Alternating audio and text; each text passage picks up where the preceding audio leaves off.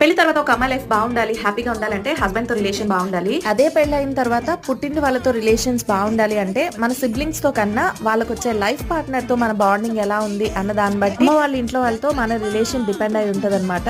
ఇప్పుడు ఈ విషయాన్ని ఎందుకు ప్రస్తావిస్తున్నానంటే చెల్లెల్లాగా ఉండే మరదలు దొరికిందనమాట నాకు. యాక్చువల్ గా యానివర్సరీ సెలబ్రేషన్స్ చేసుకోకూడదు, సింపుల్ గా చేసుకోవాలి అనుకున్నాను.